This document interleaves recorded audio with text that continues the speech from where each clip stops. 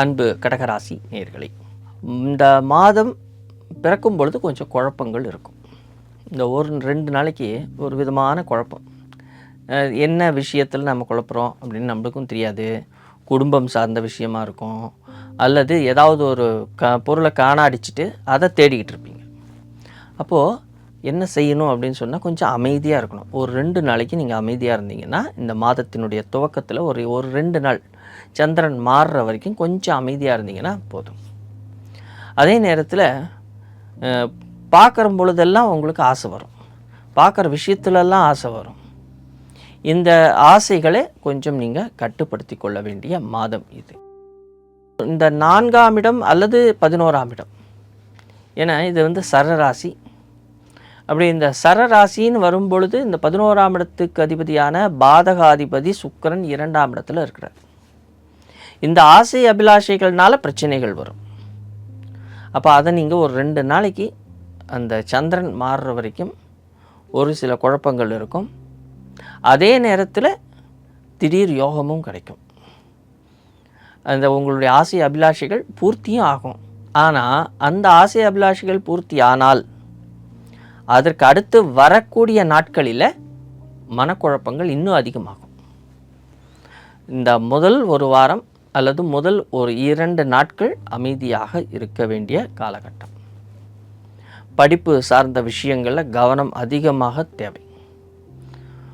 உங்களுக்கு உங்களுடைய எதிராளி, அதாவது ஹஸ்பண்ட் ஒய்ஃப் மாத்திரமல்ல, நீங்கள் பார்க்கக்கூடிய சொசைட்டி, உங்களுடைய ஃப்ரெண்ட்ஸு, யாராக இருந்தாலும் சரி, அவர்களை ரொம்ப உன்னிப்பாக நீங்கள் கவனிக்க வேண்டும். சூரிய பகவான் இப்போது உங்களுடைய ராசியில் இருக்கிறார். அவர் என்ன சொல்கிறாருன்னா, எதிராளியை கவனியுங்கள் அப்படின்னு சொல்கிறார். எதிராளியை நீங்கள் சரியாக கவனிக்கவில்லைன்னா பயம் வந்துடும், படபடப்பாயிடும். எதிராளியை பார்த்தாலே உங்களுக்கு படபடப்பு வந்துடும். ஒரு விதமான தயக்கம், ஒரு விதமான பயம் உங்கள் மனசில் வந்துடும். அதில் கொஞ்சம் நீங்கள் ஜாக்கிரதையாக இருக்கணும். அதாவது 9ஆம் இடத்திற்கு அதிபதி இந்த பாக்யஸ்தானாதிபதி அப்படின்னு சொல்லுவோம். ஆனால் இந்த பாக்யஸ்தானத்தில் யார் இருக்கிறாருன்னா சனி பகவான் உட்காந்துருக்கார். அப்போது இந்த பாக்யஸ்தானத்திற்கு அதிபதி எங்கே இருக்கிறாருன்னா உங்கள் வீட்டிலேயே உச்சமாக இருக்கிறார்.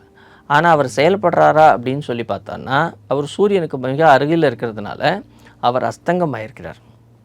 இப்போது இந்த கர்ப்பிணி பெண்களாகட்டும், அல்லது பார்த்திங்கன்னா இப்போ இந்த கர்ப்பத்திற்காக நீங்கள் மெடிக்கல் ட்ரீட்மெண்ட்லாம் எடுத்துகிட்டு இருப்பீங்க, இவங்கெல்லாம் கொஞ்சம் ஜாக்கிரதையாக இருக்க வேண்டும். செயல்படுறது கொஞ்சம் ஜாக்கிரதையாக செயல்பட வேண்டும். ஆவணி மாதத்துக்கு மேலே சூரிய பகவான் பார்த்திங்கன்னா அடுத்த வீட்டுக்கு போயிடுவார், அவருடைய சொந்த வீட்டுக்கு போகிறார். அப்போது குடும்பம் சார்ந்த விஷயங்களில் வெற்றி கிடைக்கும். அதே நேரத்தில் குரு பகவான் அஸ்தங்கத்திலேருந்து வெளில வந்துடுவார். அந்த குரு பகவானுடைய பார்வை அதே 9ஆம் இடத்துல விழும். அப்போது உங்களுக்கு இந்த ஒரு 10-15 நாளைக்கு உண்டான பிரச்சனைகளை மட்டும் நீங்கள் கவனிச்சுக்கிட்டிங்கன்னா போதும். அதுக்கப்புறம் ஆட்டோமேட்டிக்காக அது சரியாயிடும். படிப்பு விஷயத்தில் ரொம்ப நன்றாக இருக்கும். இருந்தாலும் பேச்சு, நீங்கள் பேசக்கூடிய விஷயங்களில் தயக்கம் அதிகமாக காமிப்பீங்க. என்ன பேசுகிறோன்னே உங்களுக்கு தெரியாது. பேச வேண்டிய நேரத்தில் சரியாக பேச மாட்டீங்க. யார்கிட்டக்க என்ன பேசணும்னு தெரியாமல் பேசுகிறதுனால வரக்கூடிய பிரச்சனைகளை சந்திப்பீர்கள்.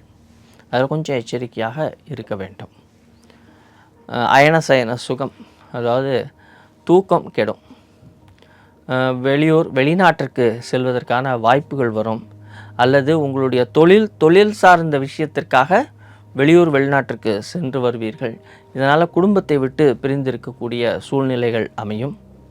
இருந்தாலும் குடும்பம் மேன்மையடையும்.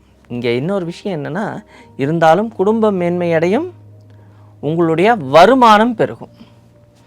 ஏன்னா 2ஆம் இடத்து அதிபதி ஆவணி மாதத்தில் அவருடைய சொந்த வீட்டுக்கு போகிறார். அப்போது வருமானம் உங்களுக்கு கிடைக்கும். உடல் ஆரோக்கிய விஷயத்தில் கவனம் வச்சுக்கோங்க. மற்றபடி பேசும் பொழுது என்ன பேசுகிறோங்கிறது தெளிவாக பேசிடுங்க. எதிராளியை நம்பி எந்த விஷயத்திலும் இறங்காதீர்கள். ஏன்னா எதிராளிகள் ஏட்டிக்கு போட்டியாக செயல்படுவார்கள். நன்றி, வணக்கம்.